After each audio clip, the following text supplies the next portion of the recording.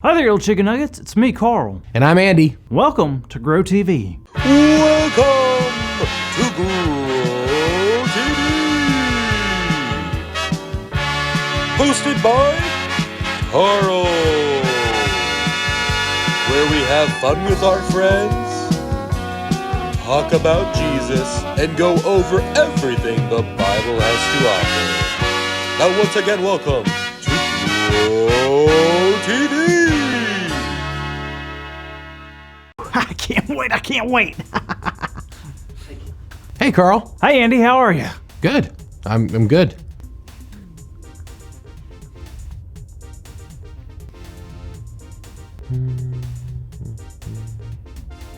You gonna ask me how I'm doing? Sure.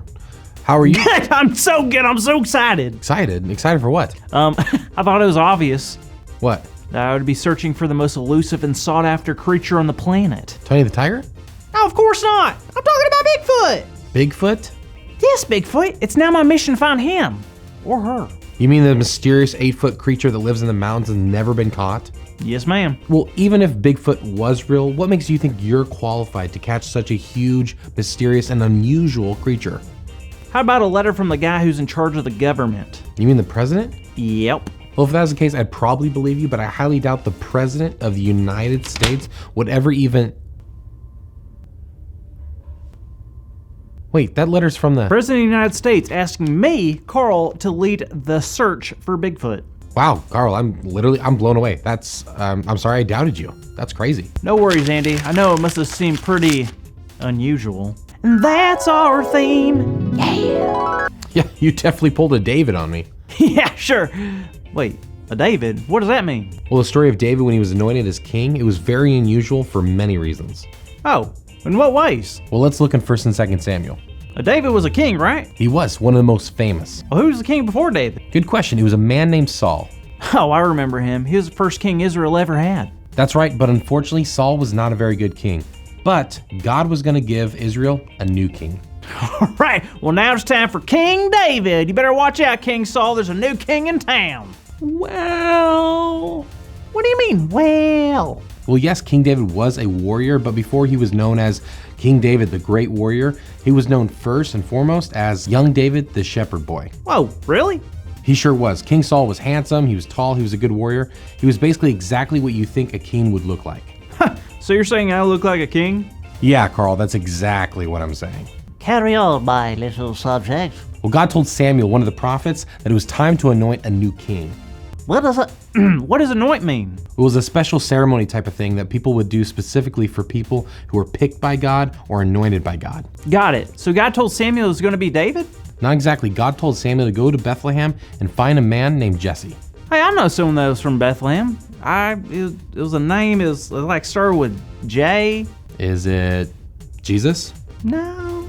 Okay, you keep thinking about it. Anyway, when Samuel got to Bethlehem, he found the man named Jesse, and he found all of his sons, except for the youngest son, and his name was David. But David wasn't there. What was he doing? Like I said before, he was a shepherd, so that means he was out taking care of the sheep.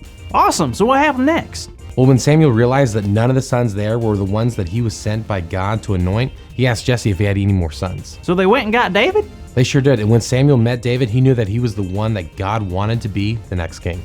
That's so cool. So that's the end of the story? Not even close. You see, David was around 15 years old when he met Samuel. Wait, what? 15 years old? A king can't be 15 years old? That's a child. That's a baby boy, Andy. That's what made this so unusual. Not only was David really young, but he was the youngest son, and he wasn't even a warrior like Saul. He was just a boy who took care of sheep. And he's going to lead the whole kingdom of Israel? Yep, and this was just the beginning of the amazing story of King David. He became the greatest king in the Bible and a man after God's own heart. Jesus. Oh, right, the greatest king after Jesus, of course, yeah. No, I remember now. Jesus was born in Bethlehem, so... No way.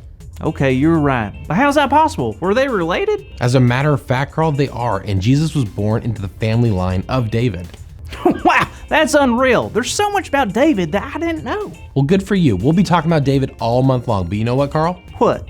You know how I didn't believe right away that you were chosen to be the leader for the search of Bigfoot? Well, people found David being chosen as king to be just as unusual. I guess I never thought about it like that. David was definitely a questionable choice. It's kind of cool how God chooses people that you wouldn't quite expect. They have such important jobs like running the kingdom. It is very cool. I mean, in the Bible, we see all kinds of people that get to do amazing things for God. People who had no remarkable skills, people who had physical challenges, people without impressive backgrounds, people who might seem unlikely to do great things, but God uses unlikely people. Amen to that, sister. Wait a minute. That's our big idea. Today's big idea is God uses unlikely people. So let's say it out loud on the count of 3. 1, 2, 3. God uses unlikely people. Yeah. Good job, everyone. Andy? So I'm curious, About what? how do you expect to find a Bigfoot? Andy, one does not find Bigfoot.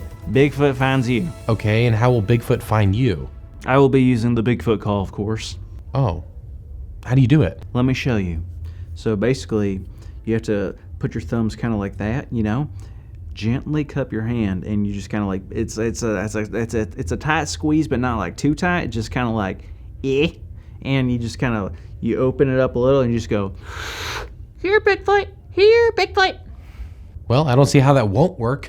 Have a good week, kids. See you next time. Thank you for watching, and tune in next week for a new episode of Bro TV.